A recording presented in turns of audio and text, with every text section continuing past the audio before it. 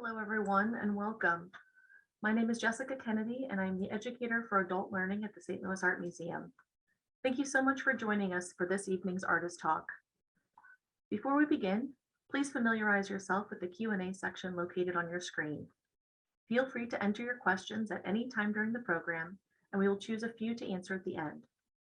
Also, there is live auto transcription available for this program. Please click the CC icon to activate or deactivate the subtitles. To get us started, I will pass the virtual microphone to Hannah Clem, the Associate Curator of Modern and Contemporary Art, who will introduce tonight's featured guest. Thanks, Hannah. Thank you so much, Jessica. Hi, everybody. Thank you all for joining us this evening. It's an absolute pleasure for me to get to introduce our speaker, the award-winning post-disciplinary artist, Damon Davis. Damon is based here in St. Louis, Missouri, where his multifaceted practice is part therapy and part social commentary. His important work spans a spectrum of creative mediums, telling stories that explore how identity is informed by power and mythology. His works have been widely exhibited in art museums across the country. He has had shows at the Museum of Contemporary Art in Detroit, the Museum of Contemporary Art San Diego, the Museum of Contemporary African Diasporan Arts in Brooklyn, and the Luminary in St. Louis, to name only a few of the many exhibitions. His films, such as the acclaimed documentary he co-directed, Whose Streets, chronicling the Ferguson uprisings of 2014, have been screened across the world. His work has been nominated for many awards, including the Critics' Choice Award, the Gotham Award, and the NAACP Image Award. Damon has also received many prestigious fellowships. To name only the most recent, in 2020, he was awarded the Monument Lab Transnational Fellowship and the Kennedy Center Citizen Artist Fellowship. He is the founder and creative director of the St. Louis-based music label and artist collective Far-Fetched. Through his practice, Damon seeks to use creative outlets to empower communities, give voice to the powerless, and combat systems of oppression. Currently, the exhibition of Damon's work, All Hands on Deck, is on view at the St. Louis Art Museum in the East Building through March 20th, 2022. His work is also a part of the main exhibition at the St. Louis Art Museum, Art Along the Rivers, which is on view through January 9th. Pleased to introduce and welcome Damon Davis.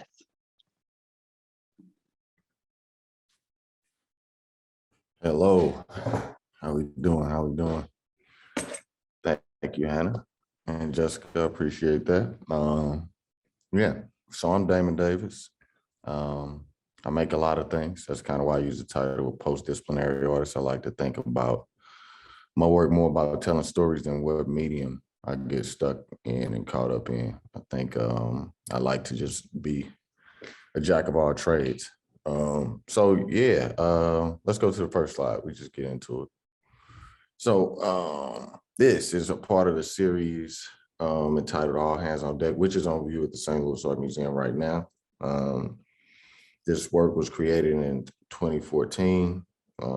During the Ferguson uprising, there was a direct action. I guess an artistic direct action. It was created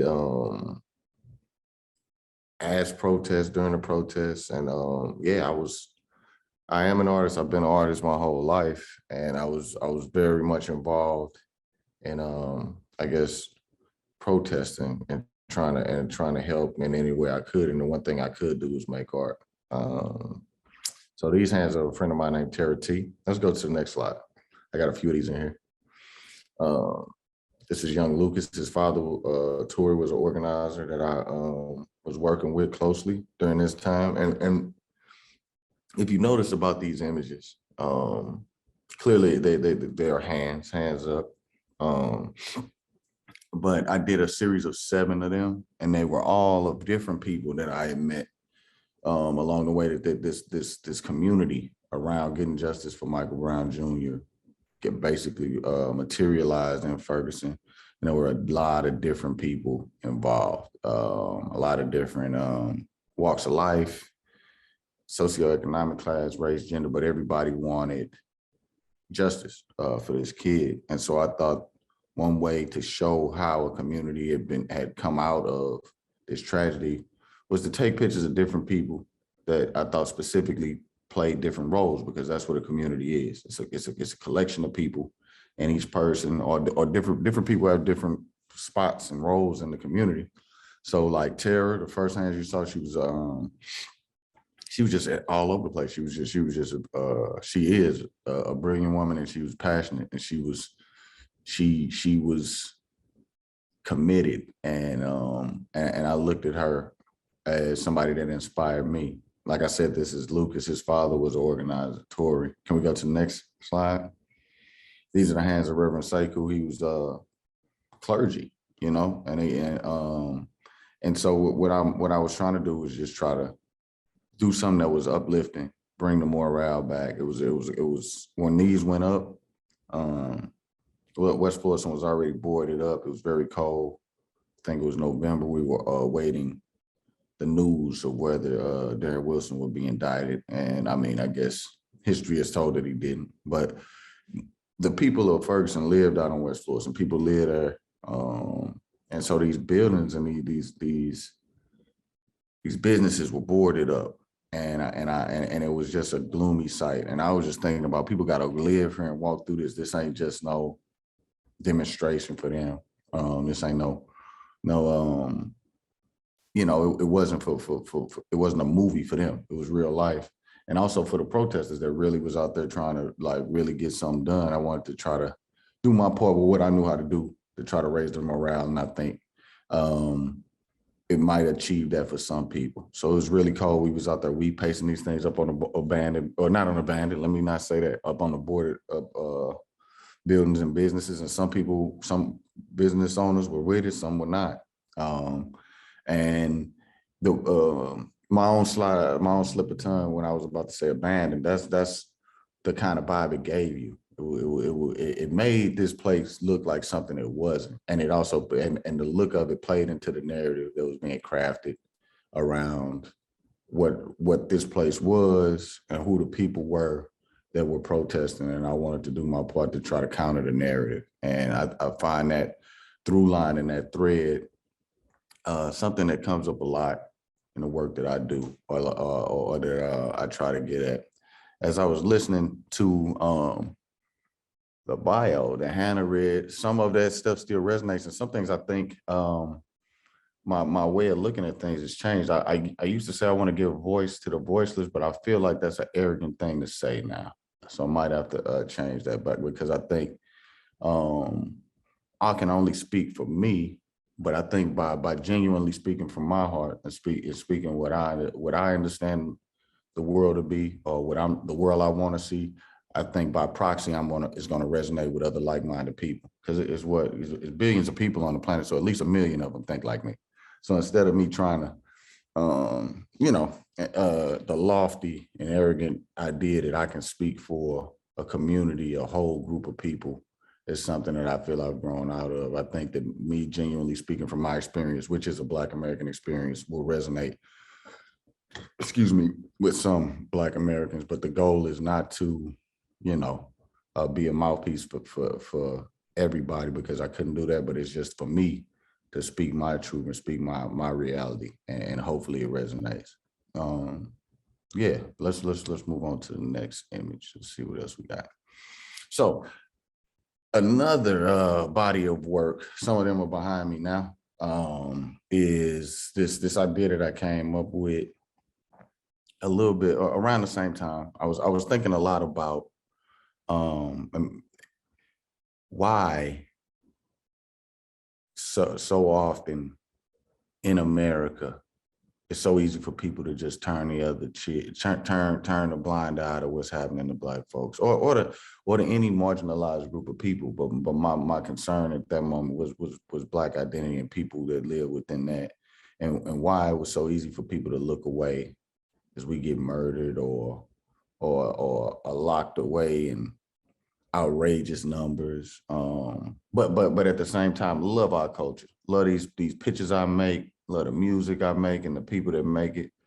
And the funny thing to me sometimes is, like, outside of America, the culture of America is Black people. All it becomes from Black ghettos, whether it's the music, whether it's the dances, the white kids still on TikTok from other little Black kids, or the clothing, a lot of that, the culture of this place comes from the people that for some reason, when it comes down to it, can be removed. The actual people can be removed from the culture that they create.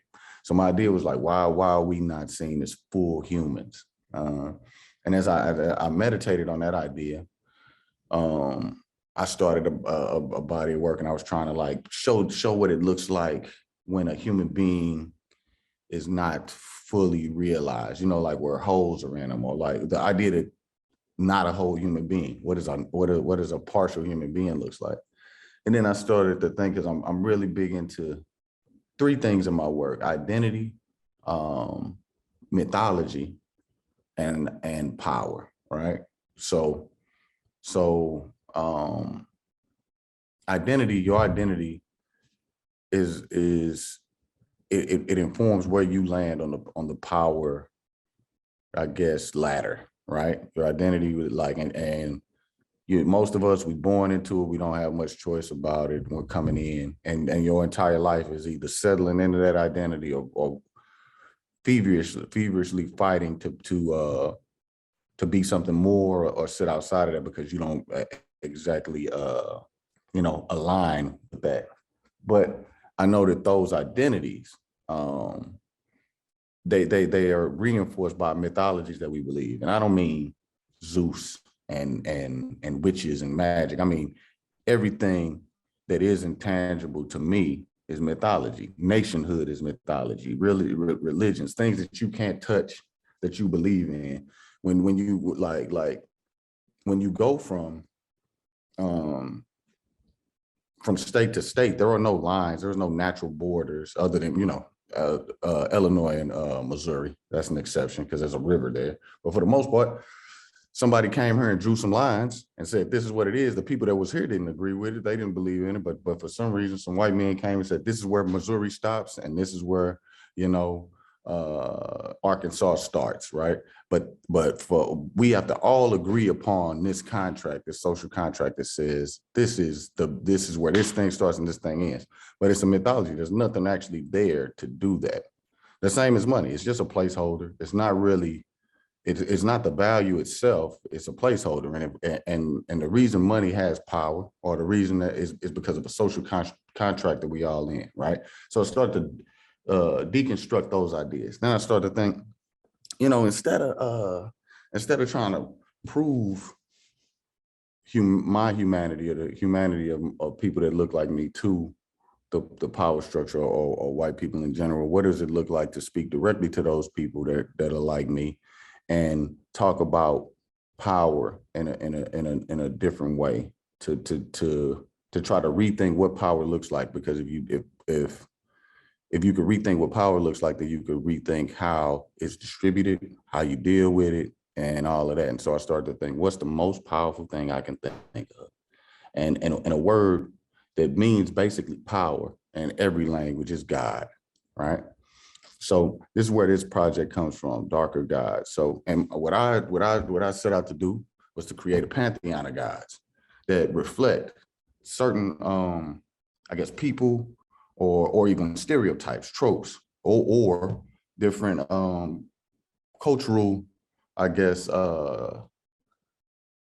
agreements that Black people agree, this is Black, this is our code, this is us, and on top of like stereotypes that get put on us.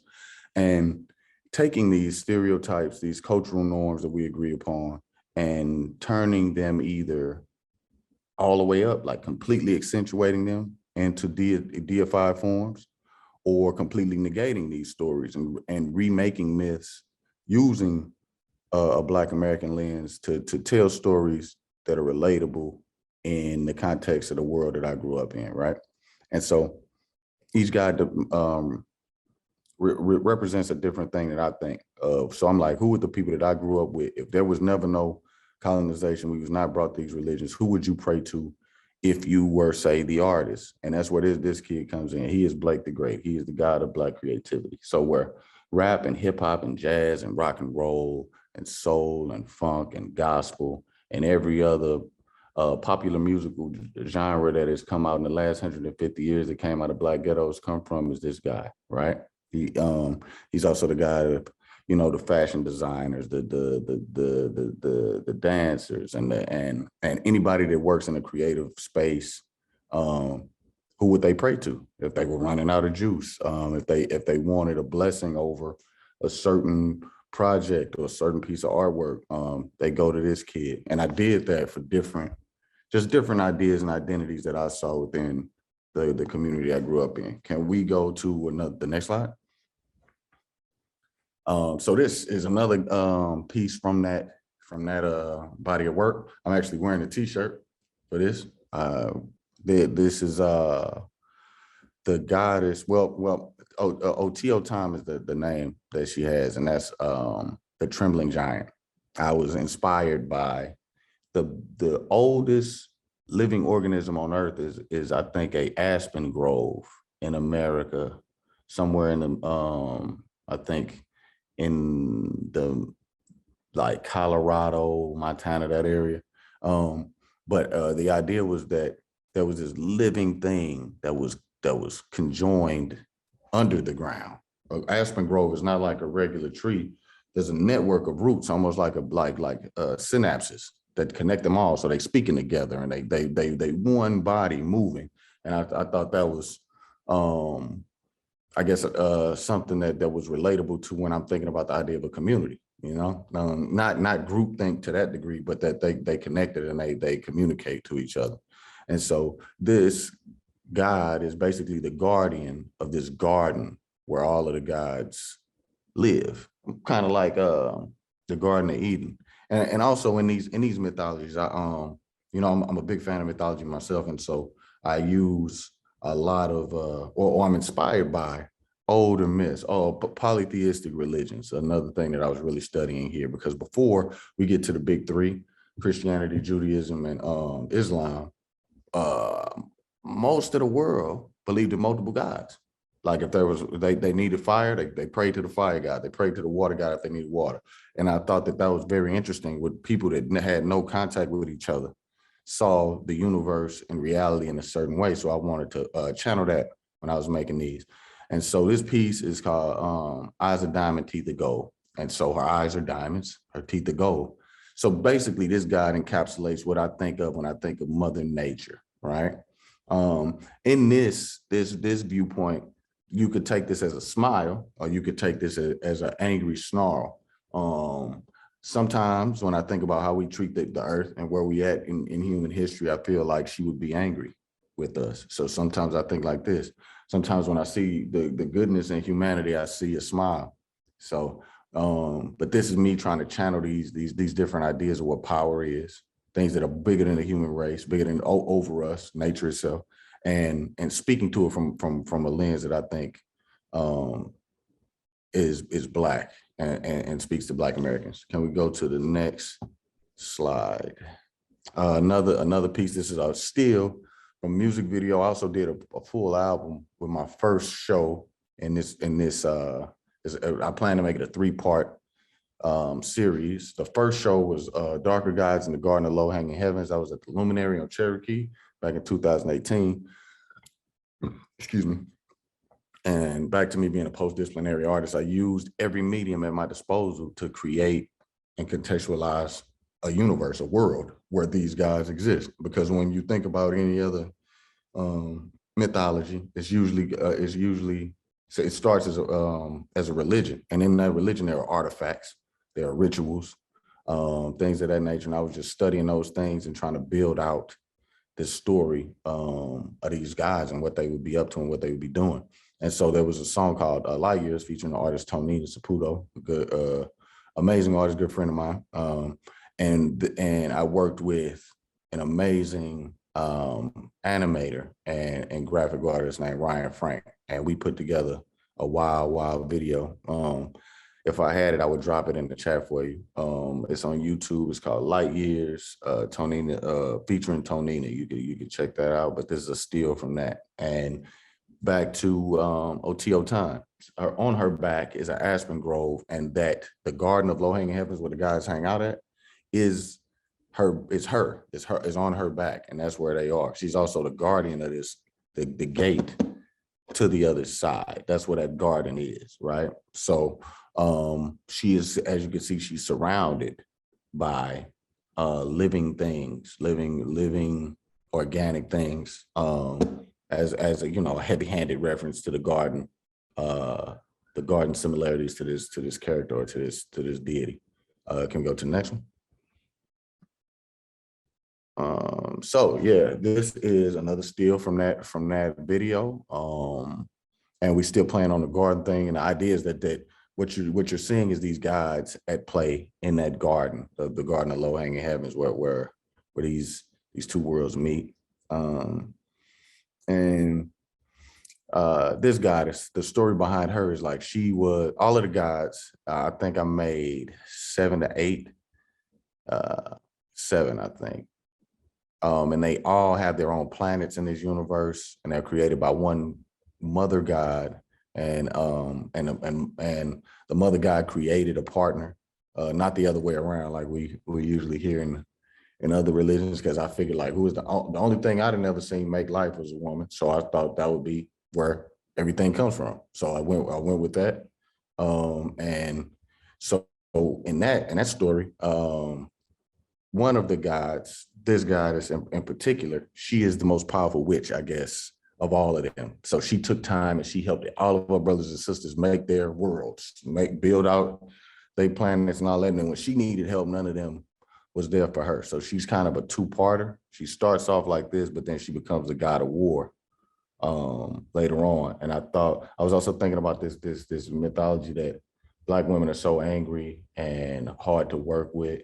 And instead of like saying that, you know, just you know, going and negating that, I started to think about, well, why would somebody be mad and hard to work with? Probably because they always taking care of somebody else, and they never get cared for the way they should. So again, just me taking stories, life experiences, and putting them into parable form. I think that's the easiest way to communicate to people and to communicate big ideas.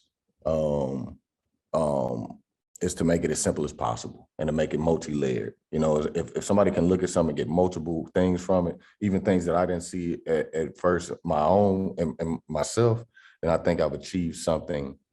That I've achieved what I'm trying to do, because the whole thing about this is communication. Because if I wasn't trying to communicate with people, I would keep it to myself, right? So let's go to the next slide. Close up of that guy, you know. We could skip this one.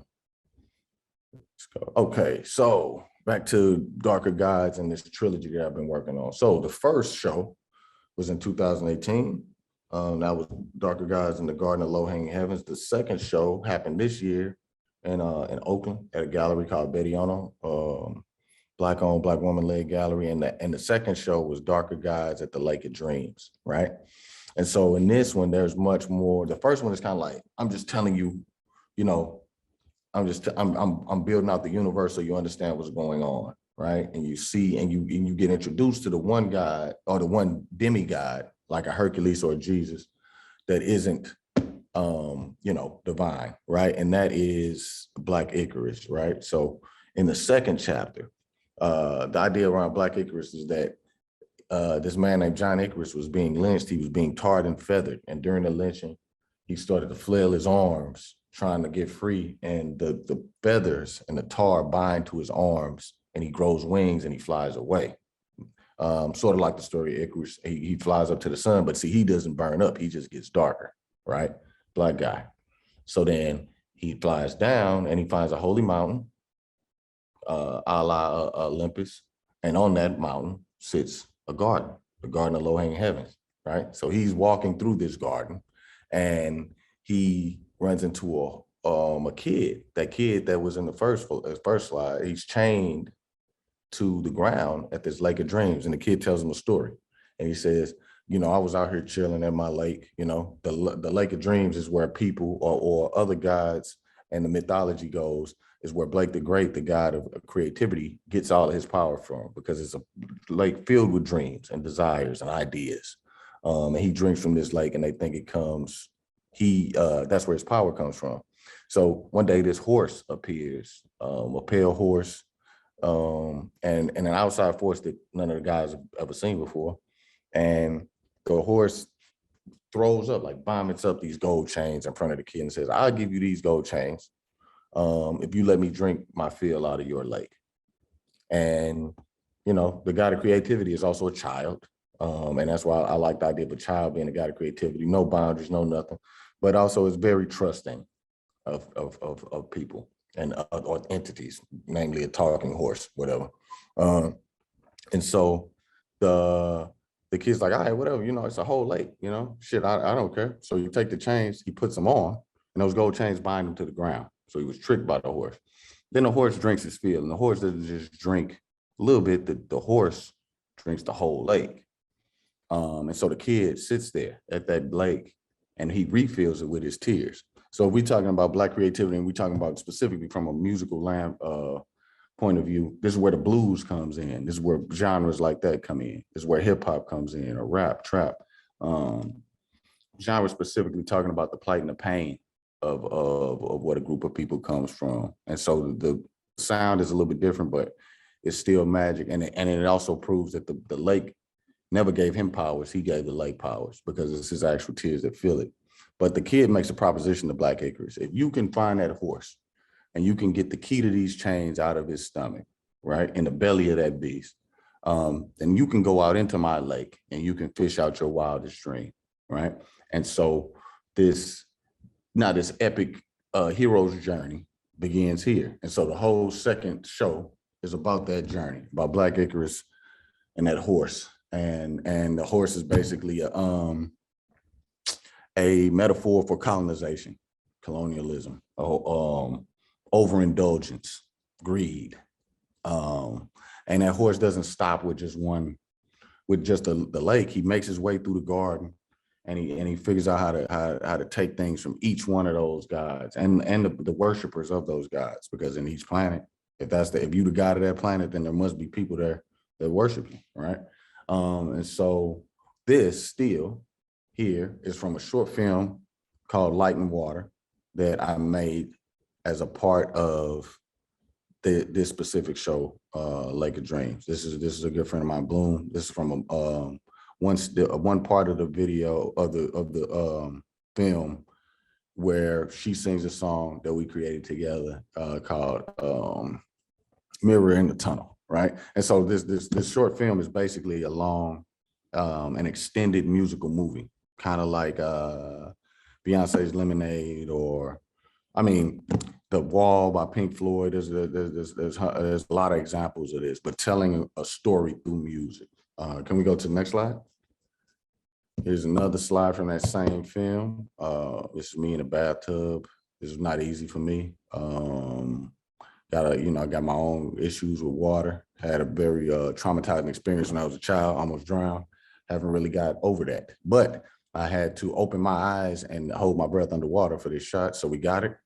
And it came out pretty good to me, right? So the story is basically a guy having dreams. And in each dream, there are 3 specific visions. He drinks from a lake of dreams. We shot that part over in East St. Louis, where I was raised.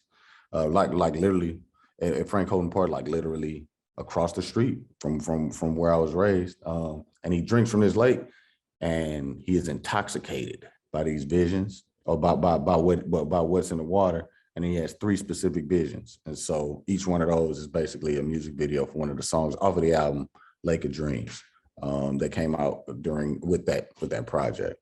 Can we go to the next slide? Another still. This one is not as sharp, but what you're looking at is a mermaid. A friend of mine, she came. She was a trooper. It was cold. We had her underwater, and you can actually see this video. It's featuring Sir Eddie C. and Zato. It's called Lady in the Water. And that is also on YouTube right now. And you can see that. But yeah, my friend Ella, she played the mermaid. Can we go to the next one? So this is the cover from the album, Lake of Dreams.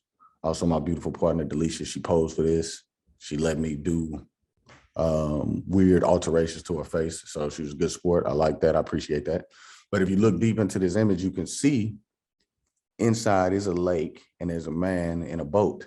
And that mythology is a part of that, the story of Black Icarus and the Lake of Dreams. And actually, I will drop this into the chat.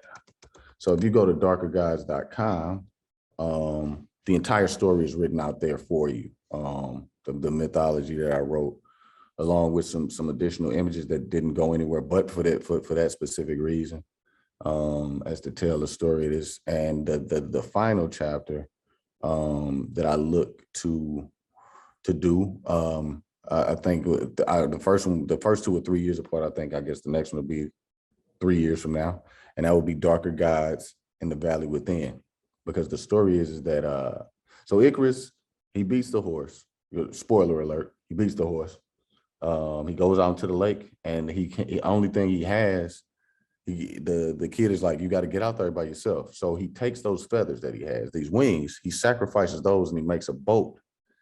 And he goes out onto the lake, and he meets a mermaid named Lilith. She takes him into the lake. She says, I'm going to take you to your dream. And while on the way to his dream, he sees a pearl at the bottom of the lake, and he is intrigued by this pearl. He starts to swim towards it. She says, don't go there. You don't want that. That's not what you think it is. Blah, blah, blah. He don't listen. She tries to stop him again. He don't listen. He keeps swimming. And then, because remember, they're on the holy mountain, he eventually breaks through the water, and he's in clouds. And what he was chasing the whole time was the sun. And he falls because he no longer has those wings. He bet everything. He bet everything on that dream he was going to get out. And that's a little story about arrogance, right? Or thinking that we are so much different from other people, and we will do we're going to play with power better than the last person. It's just an exercise in humility. And he falls from the holy mountain into the valley within. And so, yeah, stay tuned. You'll see what that last chapter is about. But for the most part, the first one is the Lake of Dreams is about beating outside forces, and the valley within is about beating internal forces, right? So let's go to the next slide. All right, so those first 2 projects were very,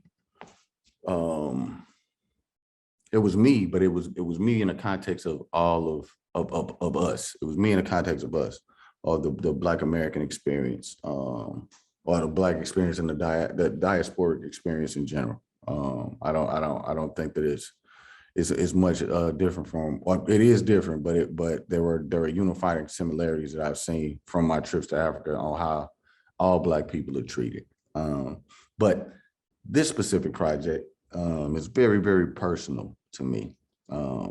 This is a bust, a self-portrait of myself from a series that I've been creating called Cracked.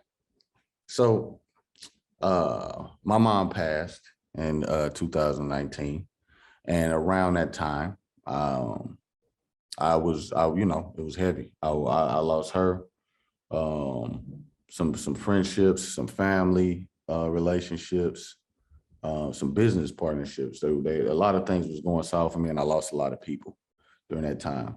And so I started to reflect on both what I was doing and what it is to lose things and grieve people, grieve relationships, just grieve in the transient nature of the universe, that nothing lasts forever, right? And so during that time, people always tell you, especially if you're a boy, and the hypermasculinity of this country and how hypermasculinized, I guess, Black men are, it's always, you got to be strong, hold it together. We don't cry, be tough. And people always tell you do that for somebody else, do that for your family, do that for these people, but not, pack it all in. And I start to look at the men that was older than me, and I start to look at my family and even myself and habits and things that I've developed to deal with emotions that I was never supposed to show or have. And then I started to think, so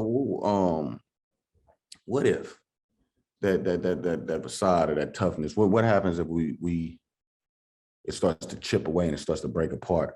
And what if you let it? What would be underneath? What if it's something even more precious and something even stronger underneath? And so I started to think from there, what if, what's the hardest shit I can think of, right? What's so I started thinking the street itself. So I started, I was graced with the opportunity maybe 2 months after my mom passed to get away, go to a residency in Grinnell, Iowa. And there, with the help of a few people, one in particular I really want to shout out is Tilly. She worked in administration there, and she was also an artist, a phenomenal artist, but she knew how to cast things. And so I told her what I wanted to do. And she helped me cast myself with the help of some students.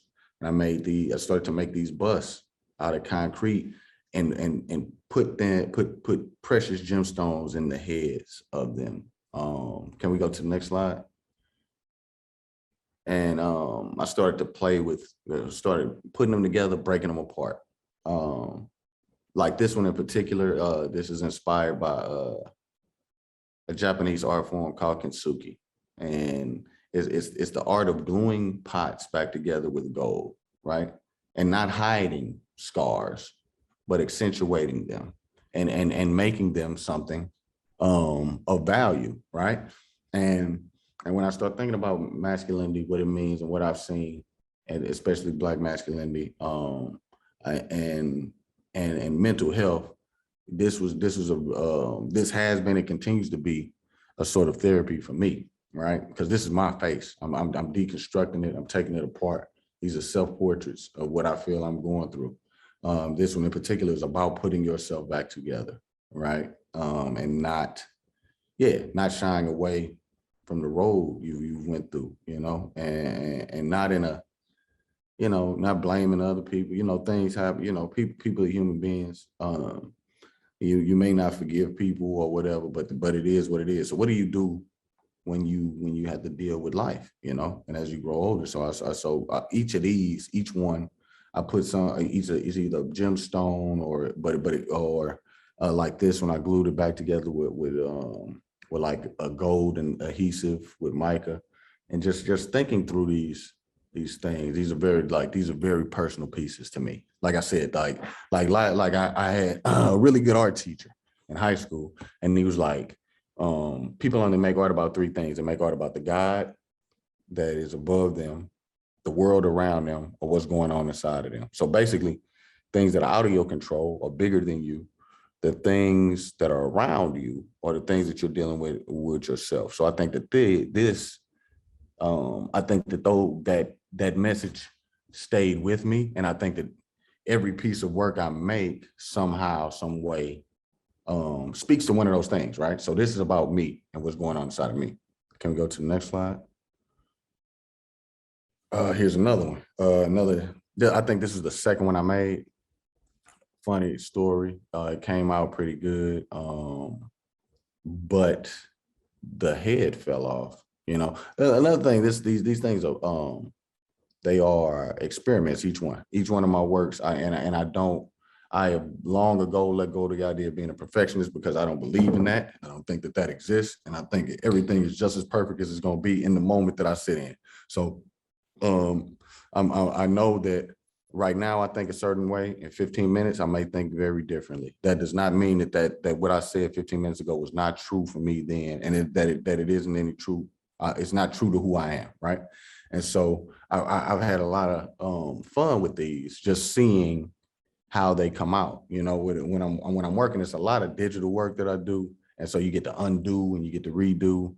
And this gave me a feeling of being a much younger artist when it was just all paper and pen and ink and paint, and just like you don't know, nothing is a mistake. Just like life, you got to keep drawing. You got to draw over it. You got to make it work. And so when I started doing these, it took me back to that. And recently, I've been going back to handmade things, in addition to my digital artwork, right? So yeah, this image was actually a part of a show I did this summer at Detroit Contemporary Art Museum. So can we go to the next one? this is a installed view of that show. Yeah, and some of the darker guys pieces in the back, and that's also from a short film I did with family photos called Family Business, and it was me recontextualizing my childhood and memories. These memories are clouded by emotion, but trying to give an emotional truth to these images that I had went back to after my mom passed. So a lot of this work was the catalyst for it was me losing my mom. So let's go to the next one. Okay, so back to these old pictures that I found. Some of these people, so these are pictures that my mom had, and I don't know a lot of these people. Let me be honest with you. These people happened before I am born. So this was me discovering a lot of things and finding family that I didn't know about, things of that nature. So this is a series called Graduation. We could go through these. Can you go to the next one? And so each one, when I'm thinking about nature, I use butterflies, moss, things of that nature. But the moth is a recurring theme in this because I was thinking about transitions, like people transitioning from life to death. But one of the biggest transitions that I could think of, that is something that some of us are very blessed to have, is a graduation. Not everybody gets that, but a graduation is a ceremony and a marker for you transforming like a butterfly or like a moth. You transform, you're transforming from one thing to another. Can we go to the next slide? This is one of my favorite ones. And what you're saying, like the idea of a graduation being synonymous with a cocoon, or coming out of a cocoon. And that's why I used some of the images of moss and butterflies that I found again at this Grinnell residency. It was a much needed and a great time in my life, and a great time to just concentrate on my art. And I think some of the most potent and powerful stuff I've made to date happened while I was there. Can we go to the next image? Yeah. So and these are family members. Like when I asked my some of them, but when I asked like older people in my family, they could tell me who these people are. So it's also me reconnecting with roots that I have and to my family structure and the people that that I don't know, but still make me up, make me who I am today. Because they help make the people that made me. And so it also speaks to interconnectedness and family and what that means and growth and change and the ever-changing nature of life itself. Can we go to the next one? Yeah, and so this is one, okay, so you're getting some exclusive, ain't nobody seen this. But this is another one, I call this Traveler. So this is a image of a woman. I believe my sister told me she knows. She's a family friend. It's good old 1980s. You know what I'm saying? When it might be before I was here, but I'm just thinking about when I saw the original images. She's looking off, and it looks as though she's traveling in her mind. So I took that premise and I edited this thing a little bit in Photoshop. So yeah, I think I'm thinking about the ever-changing nature and the complexity of what it is to be who we are. And I think that the three elements that I play around with is mythology,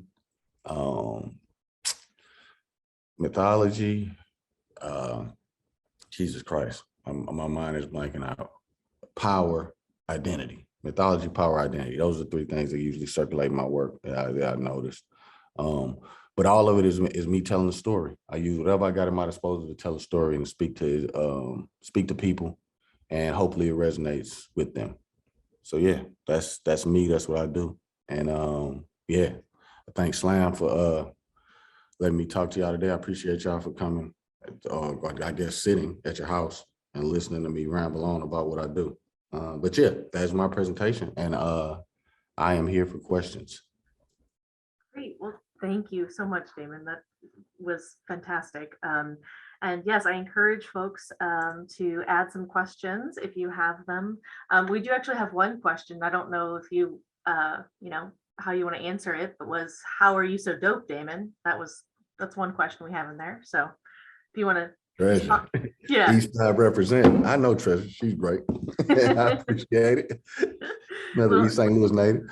I'm glad that it's seen as dope because when I was a kid, it was not. It was it was not a source of esteem all the time. So I'm glad that that it worked out. You know what I'm saying? yeah, yeah. But I actually have a question while we're waiting for some folks to type some things in. So you clearly work in a lot of different mediums. Mhm. Is there a medium that you have not yet worked in that you would like to, or would like to learn Oh, more about? well, one that I'm working on now that I've not officially I haven't really broken it in is I'm writing an opera, so I want to I'm working on stage or creating stories for the stage. I think that that's one thing I want to do. I really like I just like my one of my main influences and people that I look up to the most is Leonardo da Vinci, and not so like because he was a creative thinker and he solved problems. And I think that we as creatives get pigeonholed into you that's why I'm so adamant about the post-disciplinary thing. We get pigeonholed in the you a painter or you stay over there. You design clothes, you stay over there. If you do too much shit, you intimidate people. You make them nervous. Like right, but that's a figure through history that like go get Leonardo. I need a tank. Go get Leonardo. I don't know what we got to figure out how to get water to all the houses. And I think if artists were put in the same boat as like engineers and people like that. If when we needed a problem solved, and if an artist is in the room, they're gonna see the world in a different way. And it's not just drawing and painting. It's the everything that I'm doing is solving a problem. Whether because the idea is that I got something to say. So how do I say it? The problem is I don't know how to say it. So the order of operations that I go through to find that is problem solving. And so like that's what that's the model and the mode that I'm attacking things usually. Yeah, great. Thank you. Okay, so now we have quite a few. Hey, boom. Let's see. Yeah. Do you consider your work Afro-surrealism? Yes, I do. Much of it, especially dark like the Darker Gods series. A lot of the film projects that I'm working on are in development. I like to create worlds. I like to create because if you create a world, you can always go back to it, right?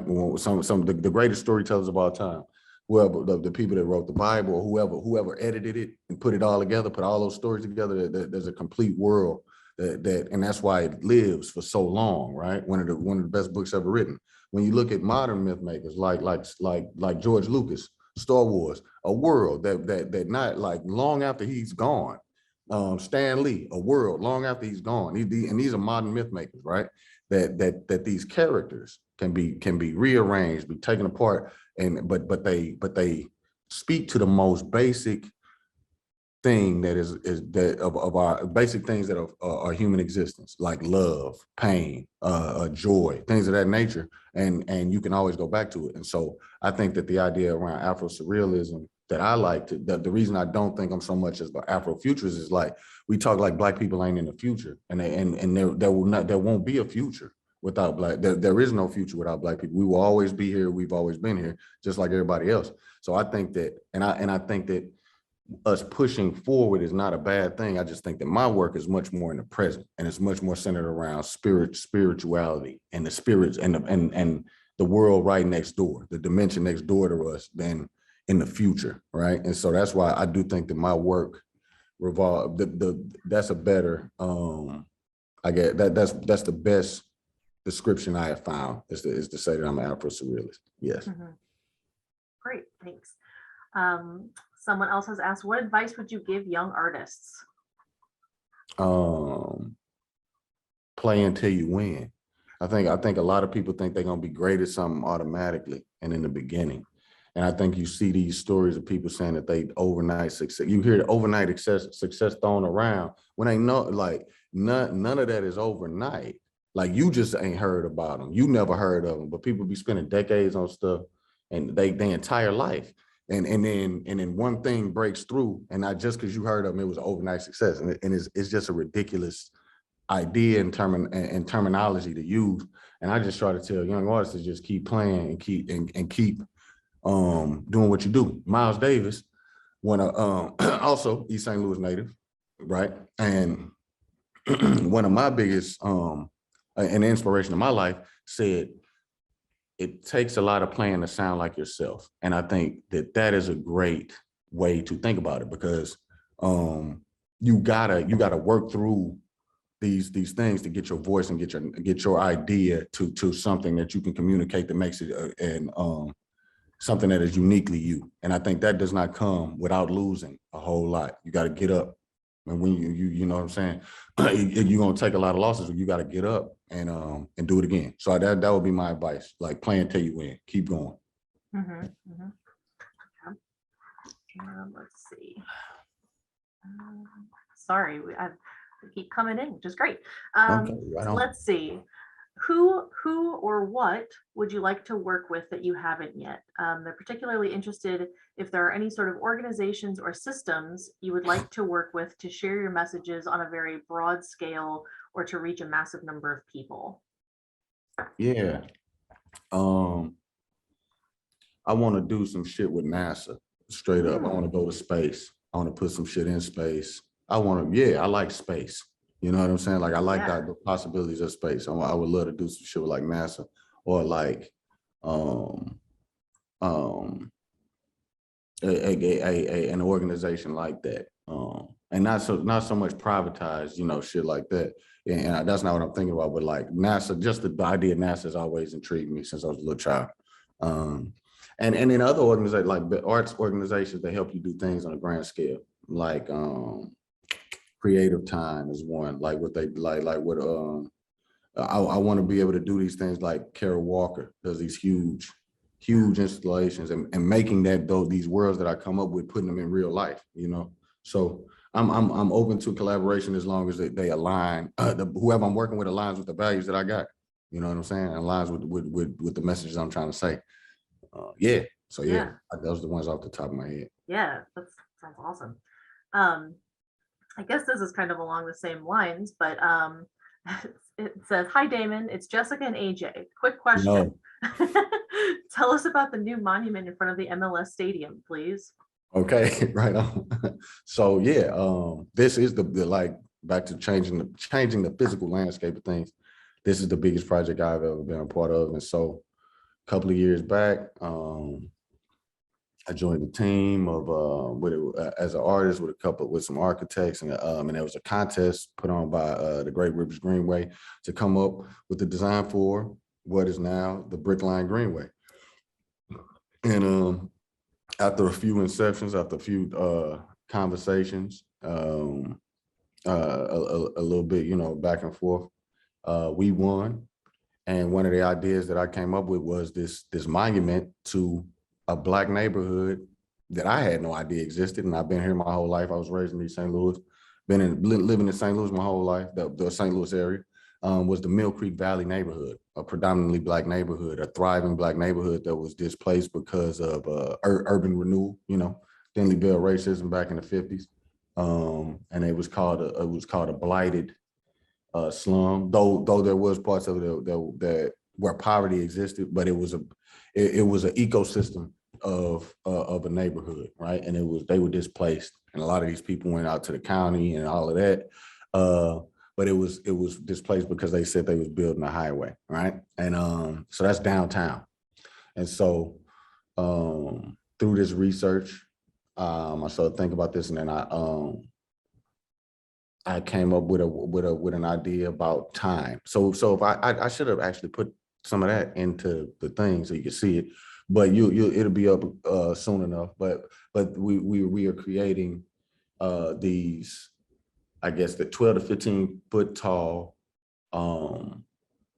pillars, right? That are basically representations. I'm trying to think of the right word. They're inspired by the idea of time. And I was trying to think of what is the thing that no matter anywhere in the world, any language, we don't got to speak the same language, nothing. What is the most universal symbol of time? And I thought about hourglass, right? Anywhere in the world. If you see an hourglass, you know what that means. It's about time. And so when I'm thinking about these histories of these people that were displaced and literally erased, covered up, built over, I wanted to make something that could commemorate these people and this place. And so these pillars are basically negative space hourglasses, and it's two stone slabs that sandwich like a limestone pyramid almost. But the idea is that like that's the sand at the top of the hourglass. And so the way that you know time is passing when you look at hourglass is that the sand is going to the bottom. So what happens if the sand doesn't go to the bottom? That means time has stopped. So the idea is that you're taking this thing, the actual dirt and the ground from Mill Creek, and where we are hoisting up this thing and this idea and these histories and these people that were covered up, and we are putting them up as high as they possibly can.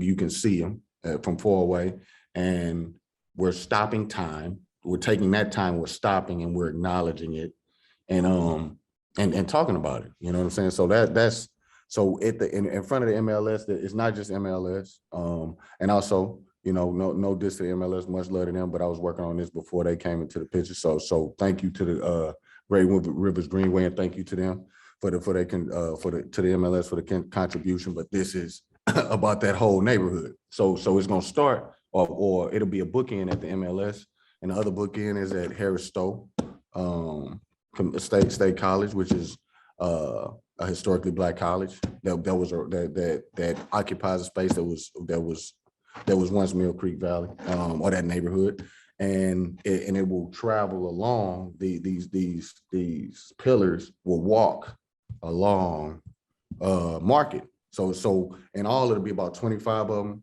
It's a mile-long monument. Yeah, and it's gonna be big. I think it's gonna be something that will be a national monument. Like, I think people from all over the country are gonna come and see it.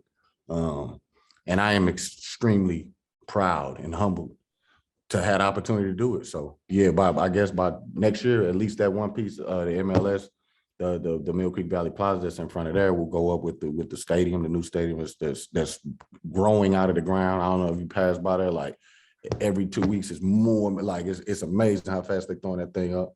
And yeah, so I'm just excited to be working on it, and for something that I drew on paper to come into real life. So yeah, that's what that is. Yeah, that's amazing. Right on, And- Jessica, AJ. Good to hear from y'all. Yeah, thanks for bringing it up. Clearly, that's amazing. Can't wait to see that. All right, so I think we have time for one more question. Okay. And let's see. Starts off with Damon Davis. You are phenomenal. I loved Oh. every single piece you showed today. Can't wait for the opera. Do you think that literature/word is an art form you would ever work with? It seems to me your creativity is focused on the visual and music, film, opera you mentioned. I actually love how you take weight off of written or spoken word. Any thoughts on literature? I do definitely want I got again multiple stories that I've been working on, and I want to write my, you know, epic doom sci-fi novel one day. But I do specifically, and no diss to the written word. I got a lot of friends as poets. There's some of them in this chat right now, writers. But one thing for me, when I was young, I had trouble reading, right? And I wasn't stupid or anything like that. But then with that, I leaned into drawing, right? And and a lot of times, I read a lot, but not as much as I would like to, as much as people think that I do for some reason when I meet them. I learn a lot from movies, from documentaries. You know what I'm saying? And I can retain information through that. And so at one point I had a vendetta, you know what I'm saying? I was like, I'm gonna be able to tell as good a story as anybody, Hemingway, anybody, with just pictures. I think but as I get older, you know, there's something that's specific to the written word that you cannot get anywhere else. And as somebody like me, and thinking about the way that I do things and how I move throughout creative mediums, I like to think of the mediums as tools in a toolbox. And so there were certain stories that I can tell with a 3-minute song. I need no more than that. It shouldn't be any longer than that. That's the perfect box for it to go in. Sometimes you need a 2-hour movie. So even and sometimes one image can tell a lifetime of stories. So I think that yes, the written word is also something that I'm into. And I have written books. I got a children's book called The Bull, the Boar, the Wasp, and the Ant. it's more of a lyrical poem with illustrations.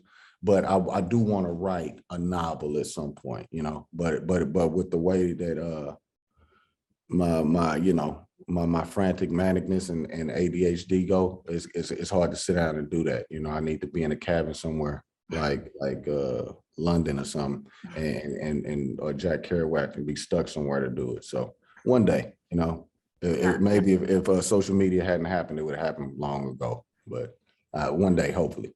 Yeah. Wow. All right. Well, thank you so much for tonight. We're honored that you were coming to tell us all about this and all about your work. And clearly you have a lot of things coming up. So I look forward to seeing those. I invite everyone. We did drop a few links in the chat. So the video that you mentioned and the exhibition or the installation that we have at the museum as well. So I encourage everyone to come and see that if they are comfortable doing so. So thank you. Thanks to everybody who came tonight. If you are interested to register to join us next Thursday, December 9th at noon, to hear Kate Lohr from Cinema St. Louis as she discusses the intersection of fine arts, early filmmaking, and the changing social landscape of Weimar Germany in the 1920s and 30s. You can register for that event at slam.org/events. And I think that's it. Thanks, everybody. Have a great evening. Thank you.